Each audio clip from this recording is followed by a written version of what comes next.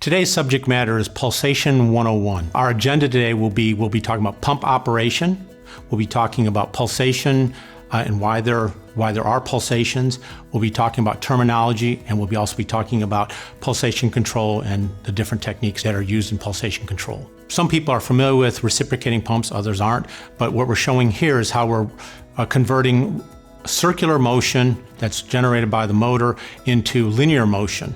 So as you can see, the pump is moving in a linear direction to cause the reciprocating pump to work. Hydraulically, as you can see, the stroke is occurring where you're moving it from standstill, we'll say at the back of the stroke, moves through the stroke, and as it moves through the stroke, it accelerates to the center of the stroke and then continues to decelerate till the end of the stroke. And this is also done if you're looking at it in the suction side where it's reversed. The critical thing of this is that during this motion, the flow is varying all the time. Why is there pulsation? Pulsation occurs because of this varying flow hydraulics. And so as it changes, the flow is varied, which then causes this flow to go into the system and is then converted into pressure. And during that phase, you're going to see different pressure occurrences. So that's a single stroke. As you move into different types of pumps, these particular flow variations are either amplified or made better depending on a number of cylinders that may be operating on the type of pump you have. So as you can see, we have one type of pump that has quite a bit of variation. That's a duplex double acting. Then we go down and we show the triplex single acting, but you have 3 cylinders overlapping on each other, and so you can see each cylinder, and then you can see the resulting flow pattern that's created into the system. And then we go to the quintuplex single acting, and you can see now that we have 5 cylinders overlapping, the flow variation is quite a bit less. This is critical because what we're talking about when we talk about pulsation, the flow variation is directly related to pressure variation. So in essence, this particular slide is the most important you're going to deal with because what you're seeing is why is there pulsation? As you can see, without pulsation control, there is this great amount of energy which is being created by the pump and the action of the pump and all these flow variations and interactions of the system. And after it goes through the pulsation device, which in this case is a dampener, we're seeing that the pulsations have been reduced, all the energy has been taken out, and now you have a much steadier stream of flow that's occurring after that, which creates a lot less pressure variations into the system, energies that you want to take out. Now I'm going to talk about some terminology. The first terminology we want to talk about is peak-to-peak pulsation or peak-to-peak variation. When you talk about peak-to-peak variation, we are talking from the lowest pulsation or pressure level to the highest pressure level. This is critical because, as you can see, there is this great amount of energy, so we want to talk about how we are taking that down and getting it down when you talk about pulsation control. So I wanted to understand peak-to-peak variation. Next, we're going to talk about pulsation control devices. We're going to talk about what they are, what they do, kind of what each of them is actually supposed to be doing. The first one is the suction stabilizer.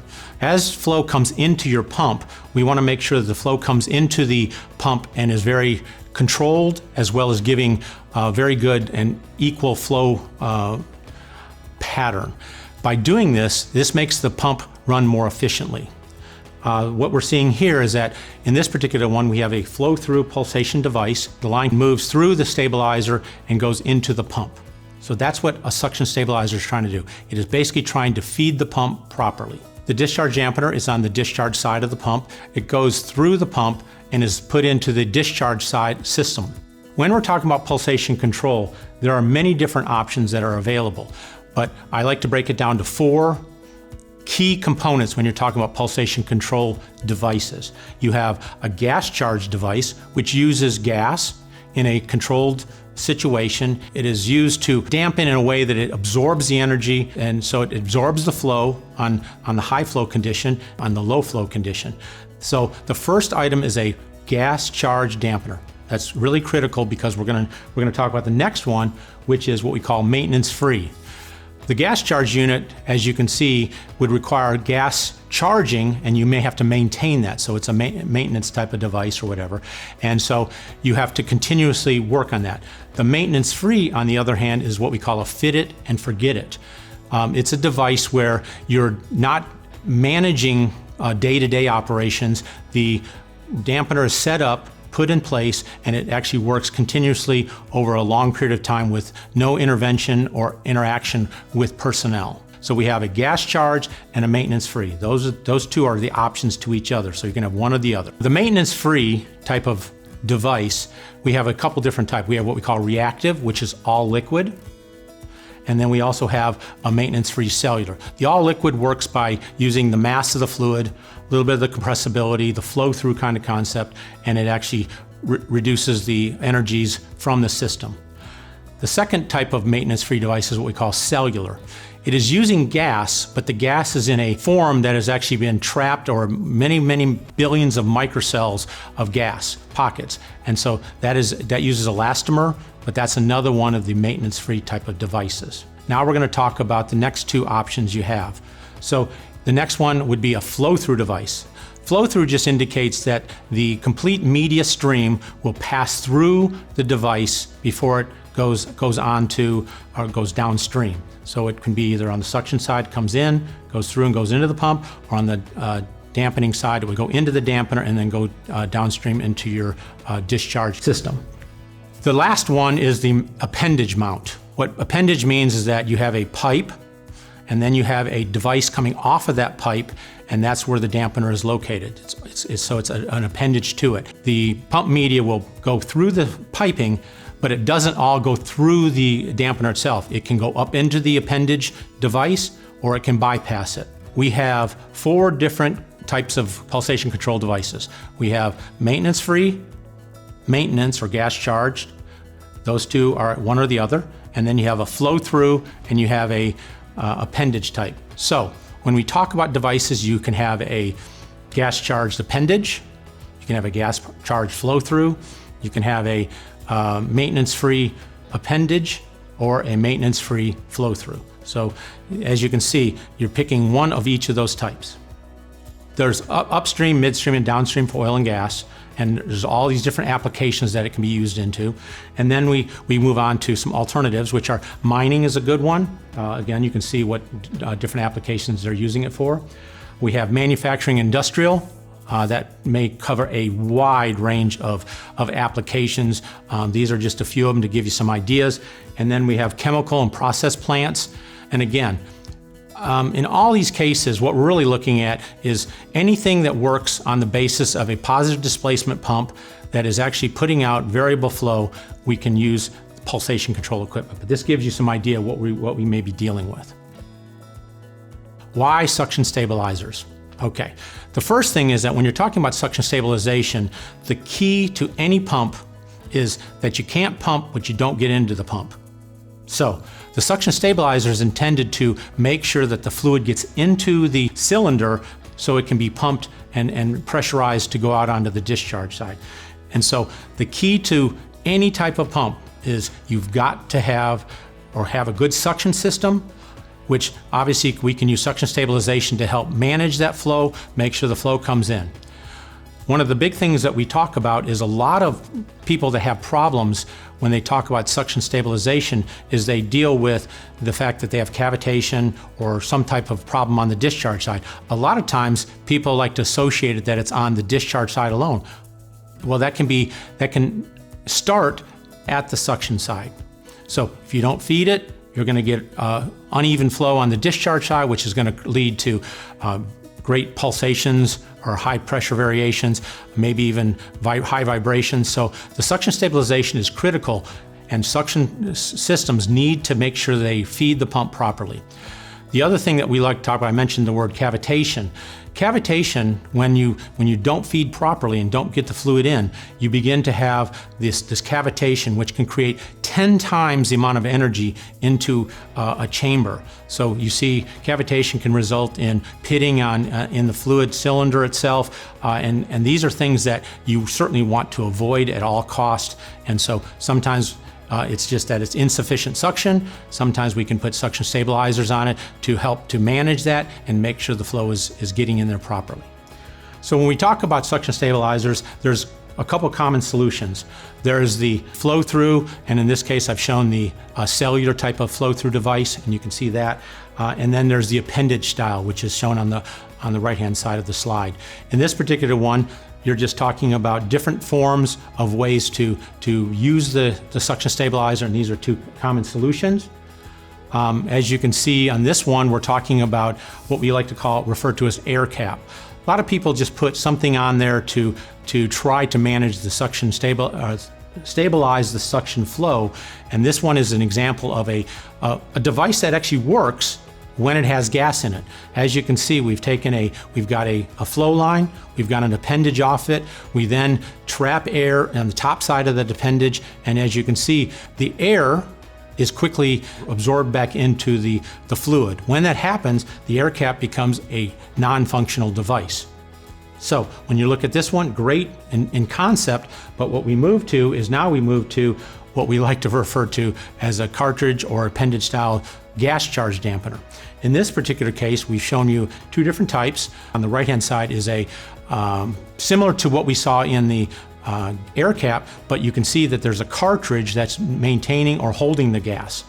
So that's just an appendage style type. And you can see on the left-hand side, it's showing a flow-through device. So you can make that, as I talked about earlier, flow-through gas charge is available. But the most important thing here is we're capturing the gas so that it can be maintained and also work for long periods of time without having to charge it. But certainly this is another one of the types of suction stabilizers. Another one is what we call a reactive style. This is a flow-through device, all liquid. These tend to be a little larger, but what it is, it's a fit it and forget it. You can see that this in the flow-through device, the fluid comes into the chamber, moves through the chamber, and then goes out the chamber. These are very good, some of these devices in different types of applications, but you can see that it can work in high temperature.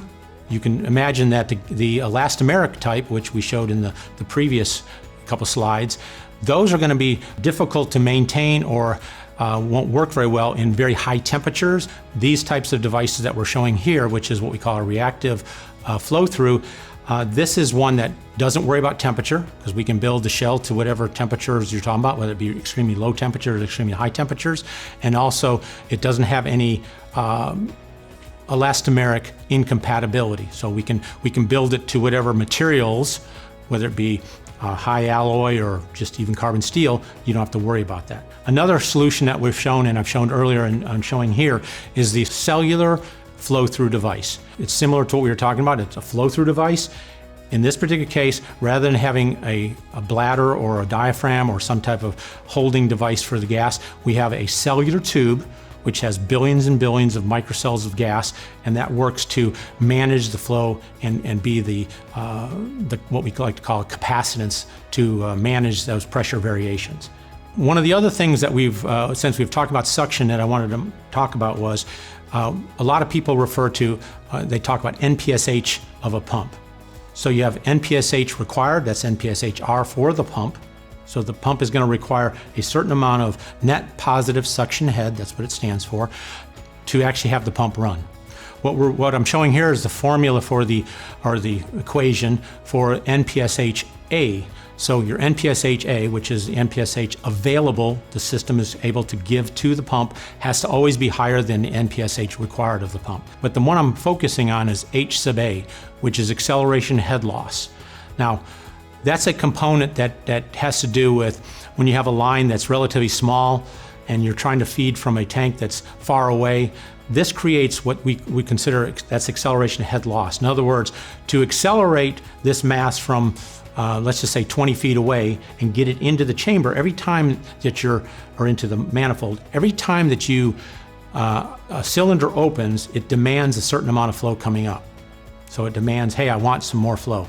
And so if you have to accelerate it from 20 feet away through a small opening, and whether it's a small opening or not, either way you're accelerating it, that's what we call acceleration head loss. When you take that, I've broken down what acceleration head is related to, and it related to the length of the line, and then there's other characteristics, but it's all to do with that length of the line is what we want to talk about. So if I take a tank that's 20 feet away, flowing through a 3-inch line, and I now take that tank and move it right next to the pump, the L characteristic, or what's in this equation, the L goes to 0, or very small number. When that occurs, you now have what we refer to as reduced or eliminated acceleration head loss. So when we take and put a suction stabilizer, which when you do the flow-through type that have some volume to it, and you put that right next to the manifold, you're effectively removing that whole length of the line, and you eliminate acceleration head loss. So in so doing, you're able to take, and your NPSH-A now has gone up. So you don't have to remove that from the formula. So you now have a higher NPSH-A to work with the NPSH-R of the pump. So this is a really important part because, again, we're trying to feed the pump. So anything we can do to help the pump get fluid into the manifold and ultimately into the cylinder, that's going to be a positive for the system. This is just an example of a little skid package, and again, where you're putting the suction stabilizer into its location. When we're talking about suction units and sizing of them, these are some of the variables that we have to take into account to size what the suction stabilizer should be. So you can see the pump type, which is a constant in the formula, but you have to understand what it is so we can understand how much flow variation it's going to create on its own and how it's going to be asking for and demanding fluid instantaneously. You have operating pressure, you have peak-to-peak performance requirements. So if the customer or anybody is looking at this, they may set a standard down, or we may give a standard which we like to use just as a guideline to say, hey, this usually works in most of the cases.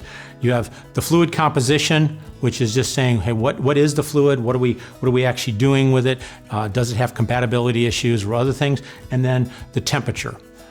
Sometimes the temperature, if it's high, eliminates the types of units you can use. So that's what we want to be careful of. So when you're talking about and wanting to size the suction stabilizer, these variables are kind of the critical ones to start with, and so we can actually size the unit to give someone something that will work for their system. In different types of applications and different types of pump types, it is going to limit what you can actually do to get down to reasonable, commercially viable types of products.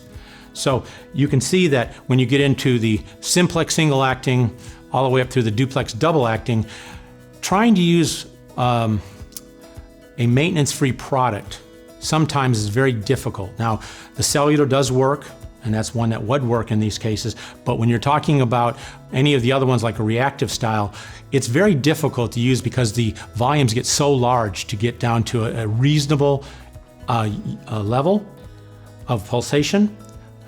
And so what happens is that it becomes commercially not viable. So that's what this is all trying to get you into, understanding that some types of pumps are going to lend itself to certain types of suction stabilization. Same thing here. This is just saying, hey, pick these will work, and kind of giving you, when you get into a multiplex pump, triplexes and quinplexes, you have lots of options. The metering type, chemical injection, which a lot of times use single cylinder or two-cylinder types of pumps, you're going to be difficult to try to do the maintenance style. In summary, for the suction stabilizers, I just want to make sure that there's an understanding of what we're doing. We're really trying to make sure we feed the pump, give the pump the best chance for success, and that's where the different types of units will do that. But there are options, as I've shown, and so hopefully you'll be able to look at those and see if any of those fit what may work for you. So, we have reached now the one that most people want to talk about and are probably more familiar with, which is discharge dampeners. Again, why discharge dampeners? If you look at it, a discharge dampener is so critical because the energy level on the discharge side is extremely high.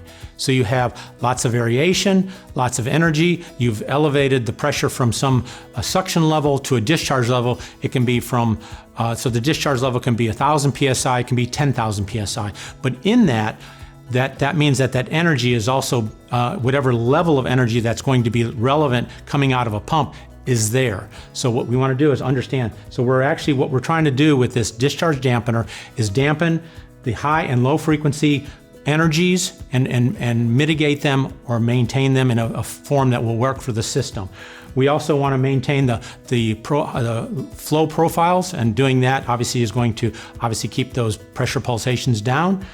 We want to also look at piping vibrations, which is another because of the high energy, that translates into, when you look at piping and runs of piping, you're going to be dealing with the fact that those energies, which are pulsations, are going to convert into some type of vibration. So, put your hand on something, you see it's vibrating.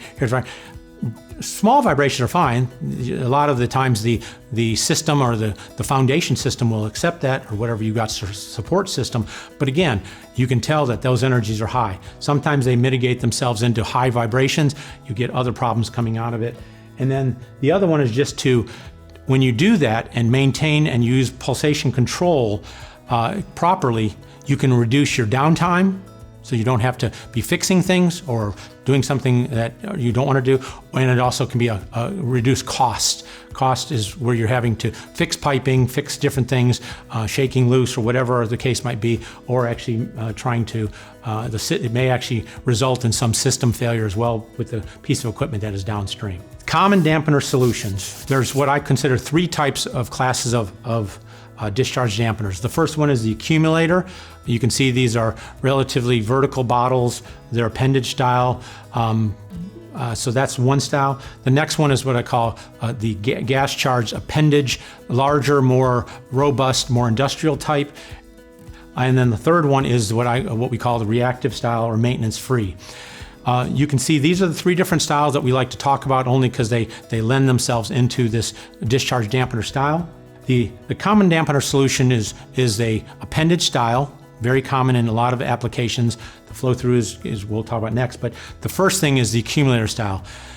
Accumulator styles have 2 different types. There's what we call the true accumulator, which is a lot of times a hydraulic accumulator, but in that case, it has a poppet between the pump media to get into the chamber.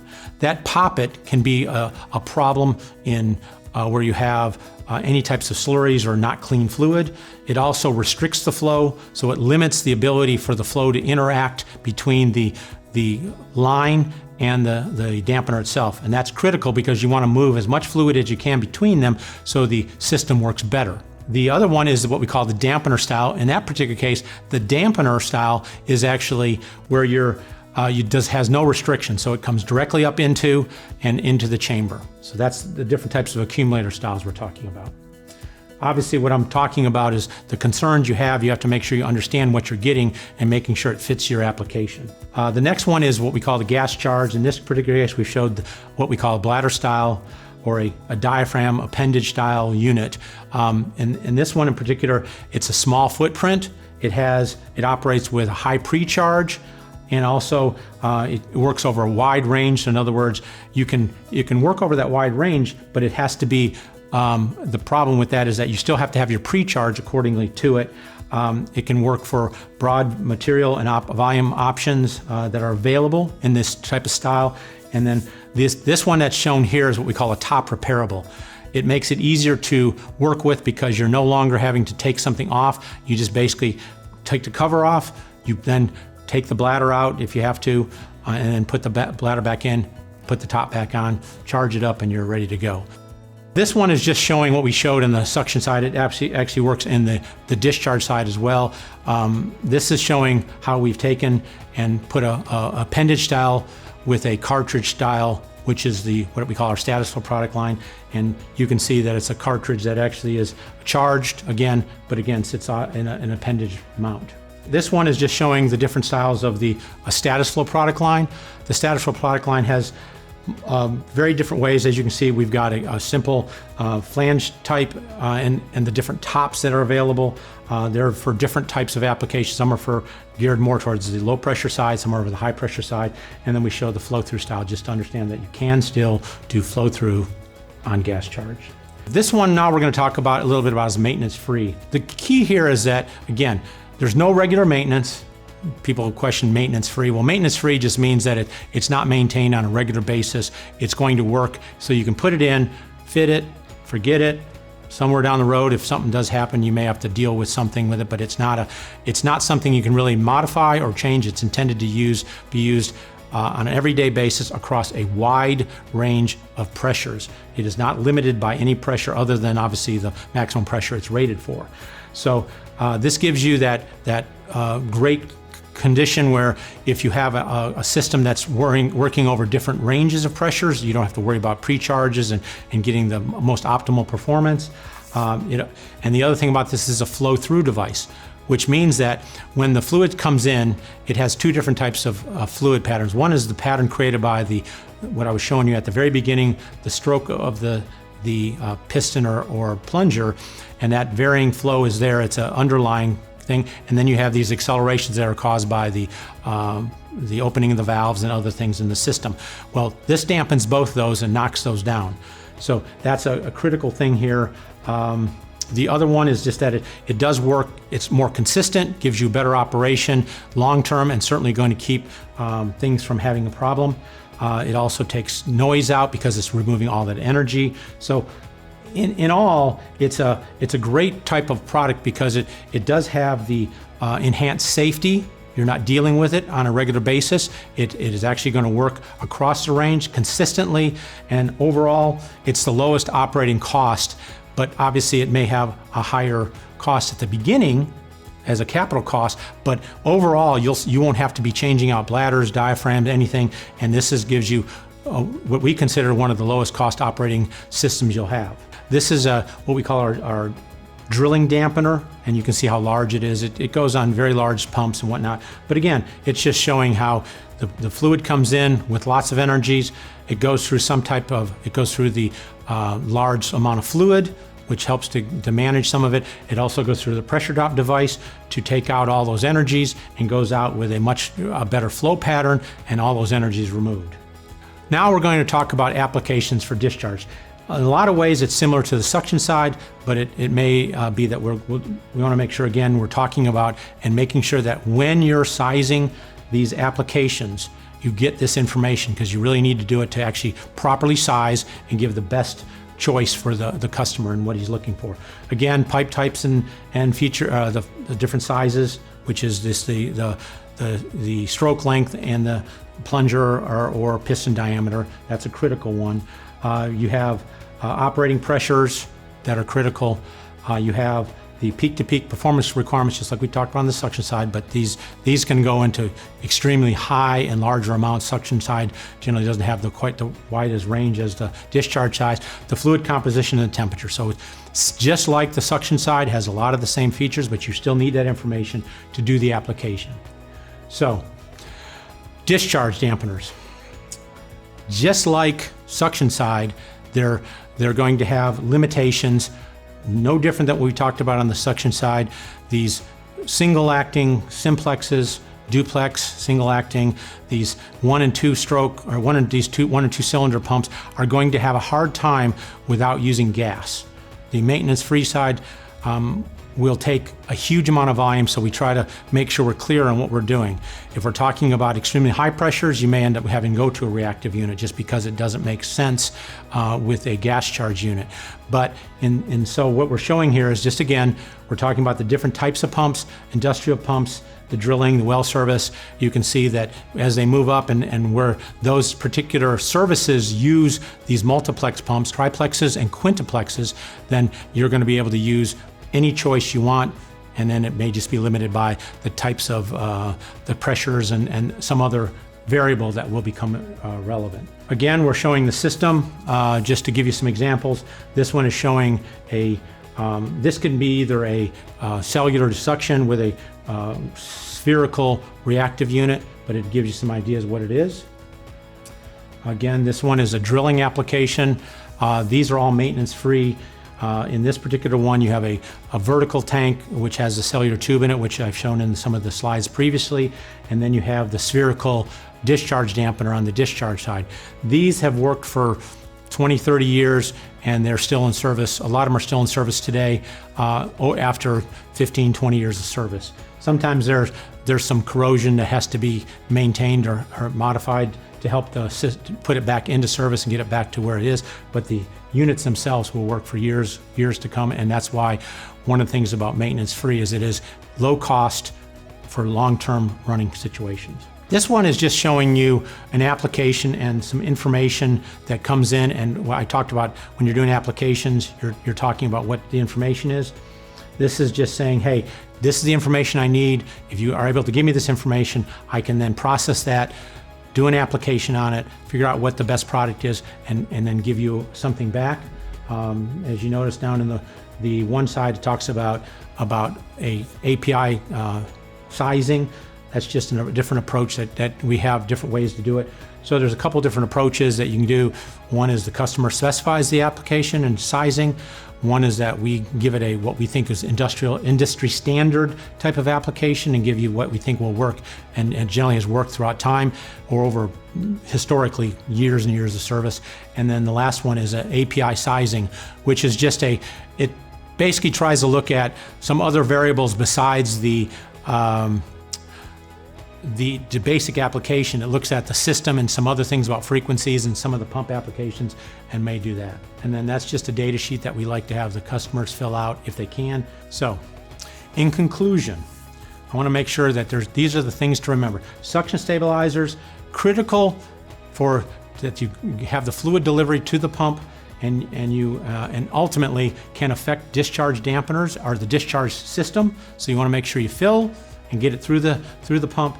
And then the dampeners, it's just reduction of the acceleration and flow-induced variations, and that's one of the things that you're taking, and so it goes back to that original thing about positive displacement pumps put out a particular pattern. We want to bring that down to as clean a pattern as we can, something that has as little flow variation as possible. And then the other one is maintenance-free. Can be initially expensive, but over time it becomes the lowest cost operation or types of equipment to use. So when you're thinking about pulsation control, hopefully you'll be able to recall some of the things I've talked about, understand what you're dealing with, understanding how it works, what it's trying to do, and in the end, hopefully you'll think of PPC and hopefully be able to give us a call or give us a chance to apply some of the equipment we have to work for your system, or again, work as you have problems, hopefully we can talk about those solutions as well.